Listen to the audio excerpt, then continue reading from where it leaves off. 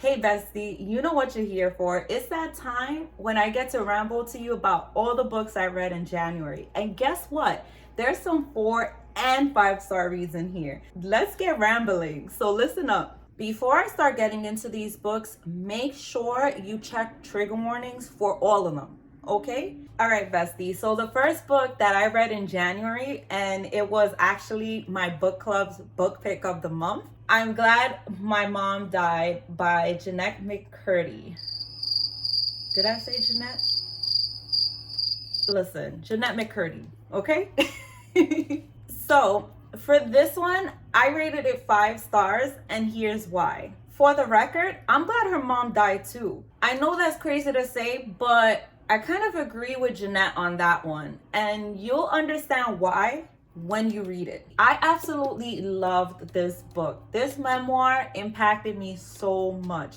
It was a heartfelt self-examination and testimony of what McCurdy went through. The writing flowed and kept me engaged the whole time, and reading along with the audiobook was perfection. Yes, bestie.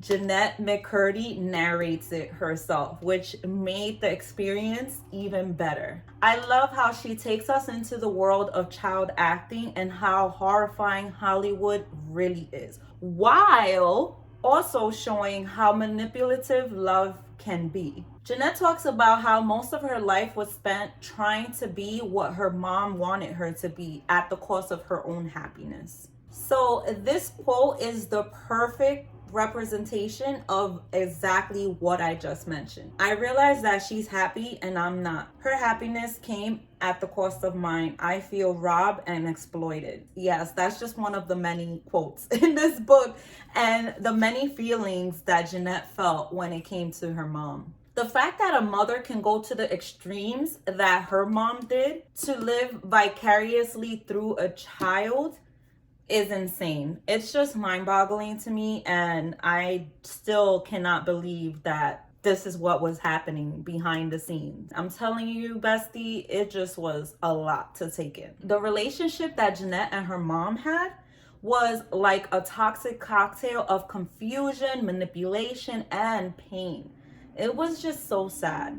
And let me tell you something. Don't go into this book thinking that it's a comedic memoir, because that's not what it is. And that's how it was kind of like marketed. So this is definitely not that. This book is nothing like Sam, the character that we all know and love in iCarly, which is the character that Jeanette McCurdy plays. I would have never thought that this is what she was going through. But then again, what do we know about what people are really going through? And let me tell you, this book deserves all the hype. And I know that Jeanette will never see my video, but I wish nothing but the best for her. I hope that she continues to heal and can finally be happy doing something that she loves. I thank her from the bottom of my heart, and I'm so glad that she wrote this book. So another book I want to ramble to you about is called The Mountain Is You, Transforming Self-Sabotage into Self-Mastery by Brianna Weiss. For this one, I gave it 4 stars, and listen up as to why. Bestie, let me ask you this. Have you ever felt like the right words were told to you at the right time? Yes? Well, this is that book. This book couldn't have come at a better time. I felt like it was a digestible book, and it didn't beat around the bush. It got like straight to the point, and that's something that I love in my books. Weiss was able to kind of like pull me in and have me thinking and reflecting, while also saying it's not going to be easy. And you know, I really like that, because in a sense, that's kind of like a form of tough love. The author encourages you to work on those inner narratives that we all tend to have about ourselves. She kind of lets you know, yes, it's going to take hard work, but this is the only way you're going to actually get to where you want to be or get those things that you desire. And the main way that you have to do that is to stop self-sabotage. My main qualm with this book is that there was so much repetition. And one might say that maybe it could have been because the author is literally trying to drill it into your head to stop self-sabotage. But to be honest, bestie, it did get a little bit annoying. But other than that, it was a pretty good read, and I want to share like 2 quotes with you. Get angry, determined, and allow yourself to develop tunnel vision with one thing and one thing only at the end, that you will not go on as you are. The other one is mental strength is not just hoping that nothing ever goes wrong. It is believing that we have the capacity to handle it if it does. You see, those were just 2, but there's plenty more. I definitely recommend you pick it up, bestie, especially if you self-sabotage like I do. So another book that I read is Twin Star Exorcist. It's Exorcist. Why am I here like, huh? The thing that I thought about was The Exorcist, the movie. I don't know, that just came to my mind. That's funny. This book is by Yoshiaki Tsukino. I'm sorry, I'm still thinking of The Exorcist. Why am I laughing with that? I don't know. Maybe because I love horror and yeah. Anyway, for this one, I also gave it 4 stars. And here's why. So this was a pretty good start to my manga reading for this year. I love the flow of the story, the art style, and especially the action scenes. Seeing the monsters on that page and all the graphics and the explosions and all of that fun stuff was just lovely. And I love the fresh take on the Kegare, which are demons that become more evil because they were born from the sins of humans. Like, bestie, that concept, right? Isn't it like, what? I was sold when I was just like, yes, this manga is what I want to read. And besides the fact that it said Exorcist, I mean, let's be real, right? And then I also liked that there was a balance of comedy and seriousness. I felt like that was like the perfect way to kind of lighten up those more serious tones and things that were happening in the story. Then there's the characters. They were likable, but I also felt like there was things missing. Like we got a little bit of, the history and a little bit of what happened to some of the characters, but I really want to see more. And I'm hoping that in the next book, I get that. So with that said, bestie, I am continuing on with this series. Psst, you reached the halfway point, which means that you must really love to hear me ramble about books. And maybe you like this pretty face too. So why don't you go ahead and hit that subscribe button and turn on those post notification bells. That officially makes us besties. The next book I was able to read in January is Kingdom of the Feared by Kerry Maniscalco. And look at this cover. This is the Barnes & Noble edition. I have all 3 of them and they look so pretty together. But anyways, for this one, I gave it 5 stars. Bestie, Kerry Maniscalco did not disappoint with this one. I mean, hello, where has she been all my life? After this series, I want to read all the Kerry Maniscalco books. I need more. First of all, I loved how I was able to fly through these pages because it never left me bored. The writing was so easy to get through and it kept me interested the whole time. The author gave me everything I love in fantasy, plus the cherry on top. It's giving sexy, sinful demons, Wrath and envy. Yes, Wrath and envy. Ooh. Is it me or is it getting hot? Just saying those names reminded me of stuff that I was thinking. It's also giving a heroine that stops at nothing, betrayals, revelations, and all around craziness chapter after chapter. I loved the romance and seeing the love through the pages. I loved how Wrath's sin was tested time after time, and yet he never lost sight of the person that he loves. Everything came together flawlessly. Being able to come back to this world, seeing what happens next, secrets being revealed, and pieces of the puzzle being put together so that it all makes sense. I mean, what else could I ask for, right, bestie? It was just so amazing. This was the perfect end to the series, and I'm so glad that we get to continue on in this world. Not sure if you know, bestie, but Carrie Maniscalco is working on another book that takes place in this world. It's called Throne of the Fallen, and it's Envy's story. I love him, so I'm super hyped to get to that one.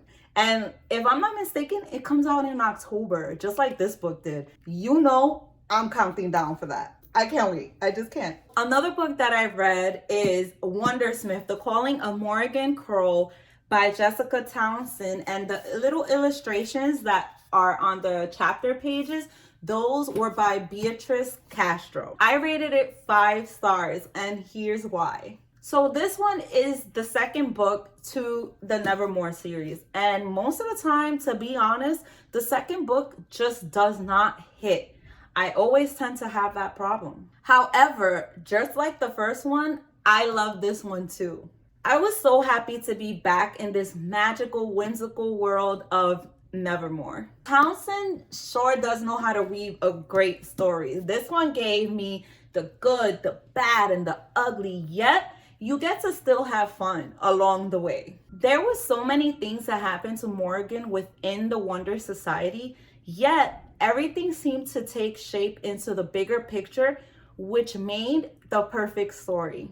And once everything came together, there was so many twists and turns, and even one that I did not see coming. Hey, I admit it. And as for Morrigan, I loved her persistence in showing everyone that she deserves to be there. Not only did she face trials, but she also made friends while discovering who she is and feeling that sense of belonging, which is something that she needed. Listen, bestie, this is basically just an all-around fun, whimsical fantasy that's perfect for all ages. You should definitely check out this series. I was also able to read a dark romance called There Are No Saints by Sophie Lark. And for this one, I gave it a 4-star rating, and here's why. Well, bestie, it looks like I'm into serial killer romances now. You hear her? Oh, please. Who am I fooling, right? It shouldn't be a surprise that I'm into serial killer romance. The difference is that Cole showed me that I need more. I must admit though, it did take me time to get into it, but once I met Mara, it was over. I was hooked and ready for whatever Lark had to throw at me. So let's talk about Cole, because I'm so not making this about him. Okay, maybe I will, bestie, because you know, we need men like this in our lives. Okay, so Cole is that guy. You know how you hear that girl? Well, listen, I'm creating this that guy in books. This is why he's that guy. He's mysterious. He has this presence about him that when he enters the room, he commands it. He draws you in to want to know more about him. He has the ego the size of the universe, and he doesn't care about anything. This is exactly what makes him that guy. And you know what, bestie? You heard it here first. So from now on, that's what I'm going to be bringing up whenever I talk about characters that I feel have that guy type thing about them. You know, it's so funny because it's totally the opposite of what that girl is. However, for some reason, Cole is very intrigued with Mara, which is weird because he doesn't feel any emotions. I mean, who needs those, right? And have I mentioned that he's hot? No? Well, there you have it, bestie, because he is hot. And bestie, you know me when it comes to the protagonists in the stories, right? Like, I'm usually always annoyed by them. However, I loved Mara. I felt like I could relate with her on so many levels, and that's something that I usually never get from a protagonist. I loved how headstrong and petty she was, while also dealing with mental health issues internally. I feel like Mara is such a great heroine. Like, I'm not gonna lie, bestie, but in the beginning, I thought she was going to be annoying. And guess what? She wasn't. And she changed that for me. The thing is, even though Mara is dealing with so much mentally, she is stronger than you think. And I can see why the author created her to stand by Cole. I feel like their connection is so deep that only they can understand each other. To be honest, bestie, that to me was everything in this story. And I cannot wait to read the next one to see where their story goes and how it all ends and what happens. Bestie, let me know how January treated you. Did you have any 5-star reads yet? What did you read? Because I don't know, but 2023 looks like it's starting to treat me good. I mean, with these 4 and 5-star reads, I could get used to this. It could be because I'm building my TBR with books that I actually want to read. And speaking of TBRs, bestie, check out this video right here where I ramble about all the books I want to read in February. And make sure you check it out so we could ramble about it next month. Love you, and check this out.